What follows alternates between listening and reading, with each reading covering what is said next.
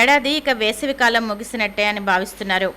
ఒకవైపు నైరుతి రుతుపవనాల ప్రవేశం, మరోవైపు అరేబియా మహాసముద్రంలో అల్పపీడనం వెరసి దేశవ్యాప్తంగా పలుచోట్ల విస్తారంగా వర్షాలు కురవడంతో ఎండలతో మండాల్సిన మే నెలలో వాతావరణం చల్లగా మారింది. అల్పపీడనం కారణంగా గత కొద్ది రోజులుగా తూర్పుగోదావరి జిల్లా వ్యాప్తంగా వర్షాలు కురుస్తున్నాయి. ఈ రోజు ఉదయం కూడా వర్షం కురవడంతో వాతావరణం చల్లగా మారిపోయింది. జిల్లా వ్యాప్తంగా ఈ రోజు ఉదయం నాటికి 257.6 మిల్లీలీటర్ల వర్షపాతం నమోదైంది. రాజధాని ఢిల్లీలో వడగళ్లతో కుంభవృష్టిగా వర్షం కురవడంతో జనజీవనానికి ఇబ్బందులు ఏర్పడ్డాయి. హైదరాబాద్ నగరంలో కూడా నిన్న భారీ వర్షాలు కురిశాయి. రాష్ట్రంలోని కూటమి ప్రభుత్వం ప్రజల దృష్టిని ఏమార్చేందుకు వైసీపీ నాయకులు, కార్యకర్తలపై తప్పుడు కేసులు నమోదు చేసి డైవర్షన్ రాజకీయాలు చేస్తోందని వైసీపీ జిల్లా అధ్యక్షుడు, మాజీ మంత్రి చెల్లుబోయిన వేణుగోపాలకృష్ణ ధ్వజమెత్తారు.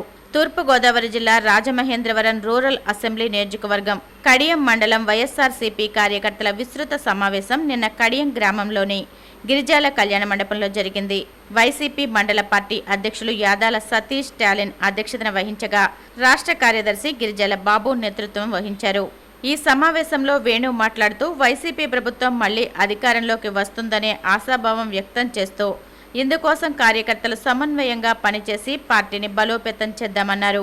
వైఎస్ఆర్సీపీ రాజమండ్రి పార్లమెంటరీ నియోజకవర్గం ఇన్ఛార్జ్ డాక్టర్ గూడూరు శ్రీనివాస్ మాట్లాడుతూ కూటమి ప్రభుత్వం కుట్రలు, కుతంత్రాలతో పాలన సాగిస్తోందని ఆరోపించారు.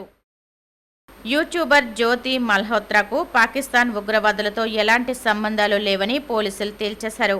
అయితే ఆమె ఆ దేశ నిఘా విభాగం అధికారులు, సిబ్బందితో జరపాలని తెలిపారు. భారత సాయుధ దళాల గురించి లేదా వారి ప్రణాళికల గురించి మల్హోత్రాకు ఎటువంటి అవగాహన లేదని హిసార్ పోలీస్ సూపరింటెండెంట్ స్పష్టం చేశారు. ఆమె పాకిస్తానీ నిఘా విభాగంతో టచ్లో ఉన్నారన్నారు.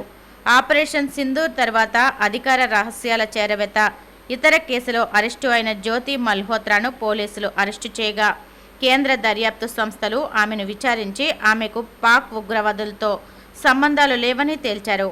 అయితే దేశ భద్రతలకు సంబంధించిన సున్నిత సమాచారాన్ని పాక్ నిఘా విభాగంతో పంచుకొని ఉండవచ్చునని అనుమానిస్తున్నారు.